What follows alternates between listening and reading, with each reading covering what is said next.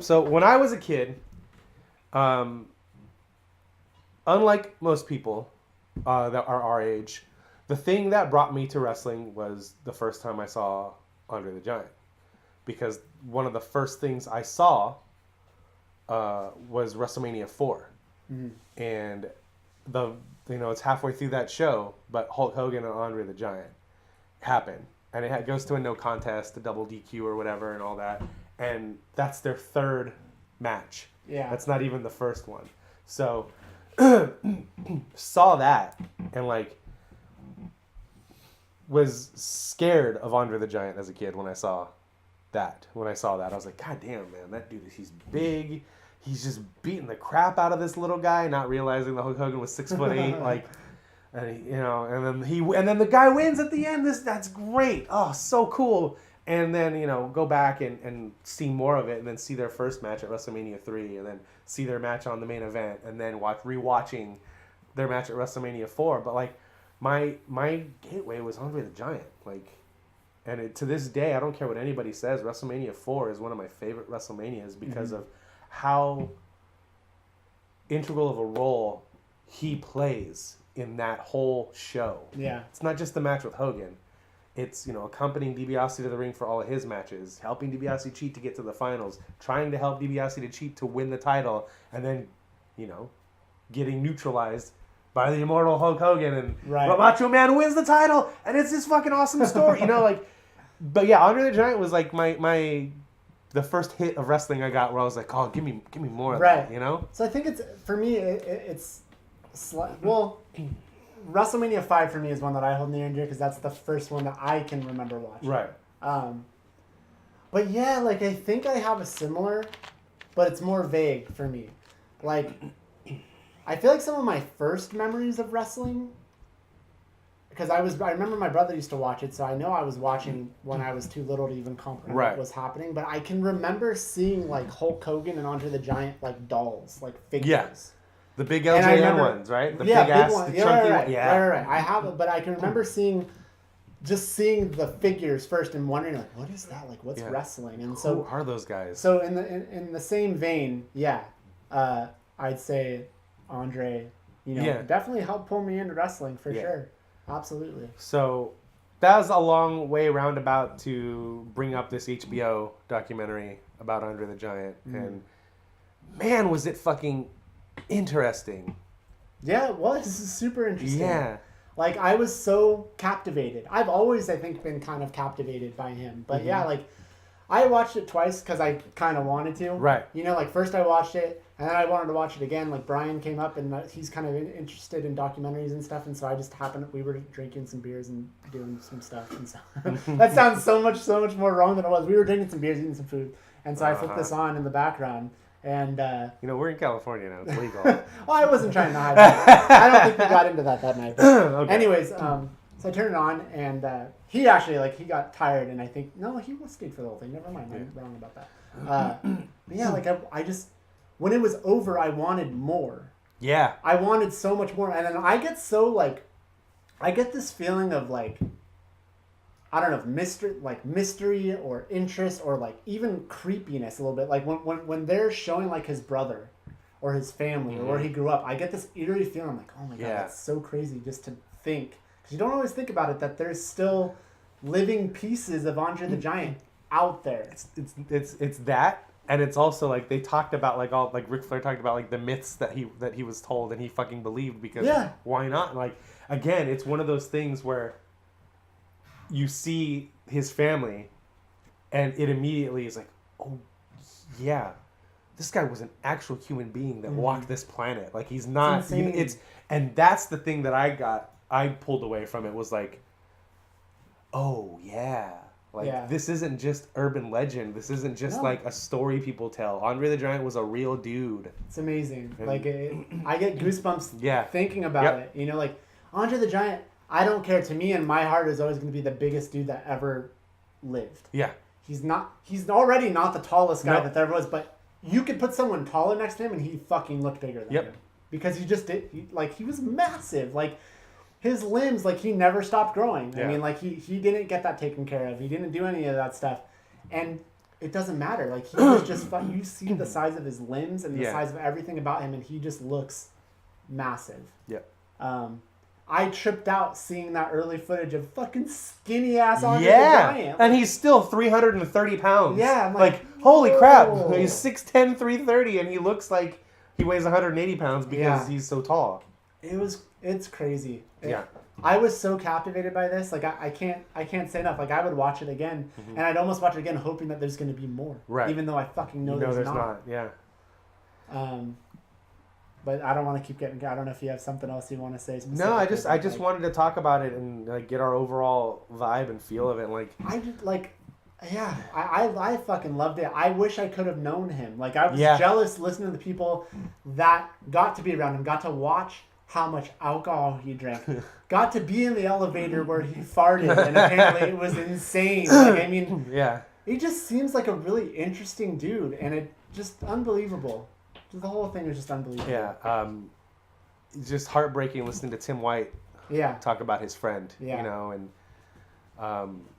hearing like we've heard the story with Hogan before, and it's funny. Like it seems like even Hogan's a good storyteller, always has been, always will be. Like that's where how he made his money and all that in wrestling.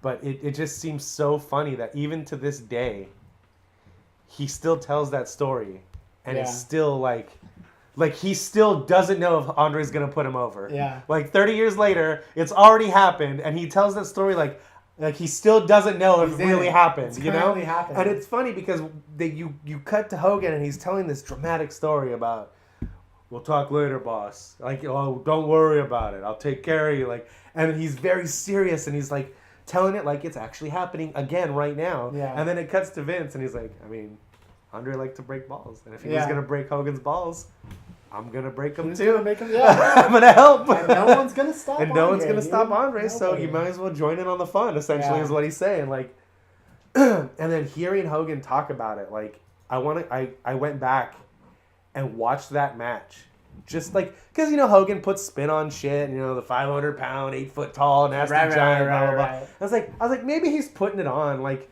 but you go back now and watch that match through a different lens. Hogan is completely unsure of himself the entire match. Yeah. And if you watch it in the back now and look at his body language and watch his footwork and watch how he's leaning in and making sure if anything's being said, he hears it. Like, he is so uncomfortable in that match. Yeah. And I know a lot of people will say, like, oh, the match is a bad match. It's not the match. It's the moment that, you remember. I disagree. I happen to really love that match and its storytelling and its execution, and knowing now more about it. Scroll to the left for a bit. Knowing more about it, and then the right. Watching it and hearing that story, and then watching it again and seeing like it's an even better match and an even better story because you see Hogan completely unsure of himself in that match. Yeah. After hearing the story. I don't know, maybe if it's something I wanted to see after hearing that story. You'll have to go back and watch it again and tell me what you think. I'll let you know. But yeah, it's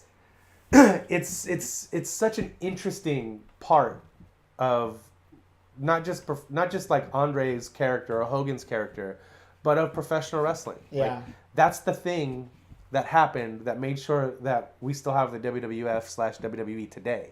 It's because of that. Well, even just when they're... Go ahead. Sorry. And the funny and the crazy thing to think about that is like every year we always hear people, smart fans, talking about how there's no build for WrestleMania. There's no build for WrestleMania. Why should I even care? People forget that Hogan-Andre match wasn't even signed or set in stone until like 6 weeks before Mania. Mm-hmm. And then 93,000 seats sold. It's insane. It doesn't have to be a build-up. It just has to be the right story. And that's what a lot of people today get lost in because they don't suspend their disbelief enough to realize it's not the journey, man. Or it's not where we're going. It's how we're getting there. Right. That's, to me, always been the most intriguing thing about wrestling. Yeah. It's never been about, the finish of the match being predetermined or who's going to win. Like, it's always been about, how are we going to get there? Mm-hmm. Like, how are they going to make it to where I suspend my disbelief long enough to not remember, they already know who's going to win at the end of this. And that Hogan-Andre match is a perfect example of one of the guys in the match had no idea what was fucking happening in the match until the bell rang. Yeah. And he was the only one that didn't know. It's crazy to think about, man. It really is. It's such a trip. I'll have to watch that again. But even seeing the clips, I felt it. And then I felt they're talking about how much pain Andre's in. And I'm watching like, man, you feel for the guy. Yeah. Like, I'm just like, man, I was bummed out. Like, he's getting booed and shit thrown at him when he's coming out to the ring. Like, for that match, I'm like, man, poor Andre, you know? Yeah. But that was his character, though, for at that time. But, like, just knowing the pain that he was in and stuff.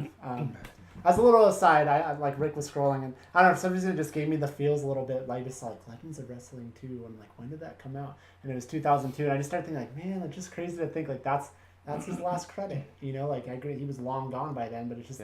That video game? Yeah, that video game. Like, it just...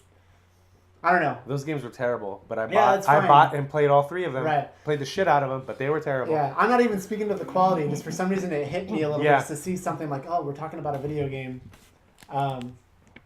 And just to see the 2002, like, I don't know. I'm completely captivated by him, man. Like, it just, I felt for his pain. And like, even down to, I looked it up. Like, they showed the hotel that he died in. Uh-huh. And I'm like, I want to go there. Like, I don't know what I would feel, but, like, there's something that it just would be interesting to feel like I was in this place where this guy was, and this guy fascinates me to a point to where I can't even explain it. I really think you would get a kick out of it. Right? You should watch it, dude. It's not even a wrestling... No. Like, you don't have to be a wrestling fan to watch it. Well, yeah, obviously he was an actor, too. Well, but he was 100% a wrestler. Like, you know what I mean? But I just mean, like, I think... If you're not captivated in the first, like, 20 minutes, then I'd say shut it off. I do want to watch it for sure. I mean, just because I saw the trailer when we watched WrestleMania, and that looked very intriguing. Yeah. It definitely caught my eye. Also, growing up, being teased, being the freakishly tall person, everyone of course would call me Andre the Giant. That's another thing. Like, everybody talks You're about not even close. Hogan being mainstream, not at all. Everybody knows Hulk Hogan. Everybody knows Hulk Hogan. It's like, yeah, but before that, Andre the Giant was the touchstone. Yeah. Like, watching the fucking documentary, and I'm sure I'll get this way watching the match again, but just seeing the footage and just knowing what I'm watching, I was like, get him, Andre. Like, I did not want Hogan to win that match. I was like, no. Don't let Hogan win. Don't put him over. That was the best part about that match. Like, as I got older and went back and watched it, and the build-up, Andre didn't do anything wrong. Like, no, they have that's the best part about bad guys in wrestling, is the best bad guys in wrestling are acting 100% in the right. It's not about what they want or what they're doing, it's how they do it. Yeah. Andre the Giant was undefeated for 15 years in the world of professional wrestling. Never lost a match, never lost a battle royal, never lost anything. Never got a title shot. Hogan, who was supposed to be his friend, was never like, you know what, Andre? You've never had a title shot, buddy. I'll give you a title shot. And if I lose, I lose. May the best man win. Like, the story they tell about Andre and why he's fed up, I'd be fucking fed up too. Yeah. Like, but at the time, because of the way he went about it, it made him the bad guy. It's true. So it's such a weird world we're in, you know? And, like, we have a different perspective on it now. And Chris Jericho, Shawn Michaels from about 10 years ago. Chris Jericho was 100% in the right. Shawn Michaels was a liar, and he cheated, and he broke the rules. But Jericho pointing that out is the bad guy. Yeah. You know? Like, that's when storytelling in wrestling it can transcend and pull anybody in. Yeah. Is when you can identify with the villain, but at the same time you're like, yeah, but you're being a complete dickbag about it, dude. Yeah. That's the best wrestling right there. A couple more things and I'll shut up about it, but, like, some of the iconic imagery that you see in this, like that shot of the little boy looking up at Andre with his mouth. I would love to have that on my wall. Like, that picture of that. Like, or just, you know, they're talking about the pain that he was in, or, like, what could it be like to constantly feel like you're sitting in like kindergarten furniture. You're Yeah. so big. And to see that picture of him on an airplane Yeah. and knowing probably what they said, what international travel was like then. They talked about him going to Japan or wherever else. And it's like, I've been on that flight. I can't even fucking imagine like being 7 foot being tall. that big. I don't want to say too much in case Rick watches it, but like the whole bathroom stuff that they said and what they had to do. I'm like, that's unbelievable. Yeah. I can't. Oh my god. It was insane to see. You really should watch it, dude. Yeah. It's so intriguing. It's so intriguing, man. Like, I would watch it again. And again, like an idiot, I'd be watching it again expecting to be like, to get more, to be like, and Andre is still here. Because I'm so, like, I yearn to meet that guy. Like, I don't know. It's insane. And the other thing, too, it's almost cliche at this point, but they play it in the fucking documentary, and every time I crack up, it's like, no more rhyming. I mean it. Will anybody like a peanut? And, like, his delivery from The Princess Bride. Yep. Fuck, it's good. You've seen The Princess Bride, right, Rick? Yeah, of course. Anyways, cannot recommend this enough. Yeah, wrestling fan or not, go out of your way to watch it. HBO, HBO Go, HBO Now, however. It's kind of bummed. Like I said, I think Francis was messaging me or talking to me about something, and like, because he was there at WrestleMania and stuff, and I go, hey, did you watch the Andre documentary? This was after WrestleMania, obviously. And he goes, yeah. And I said, what'd you think? He's like, it didn't really cover anything new. And I just stopped talking at that point. I'm just like, what were you expecting it to cover? I mean, and to me it did. Like, I heard stories I hadn't heard before. Some stuff I'd heard before. Yeah. I saw footage I hadn't seen before. Like, I'm just like, man, I was just instantly captivated. And I'm not knocking Francis for that, but I'm just like, I guess some people take things differently. Yeah. So, that's fine. Loved it. Go out of your way to watch it. I'm probably going to watch it again. Yeah, I even might too. Like, it's really good. So, Okay. until next time, we are the Wrestling Buddies. Out of the stands and Yeah, out of the stands and up your Anybody ass, want a whatever the peanut? fuck you said, yeah.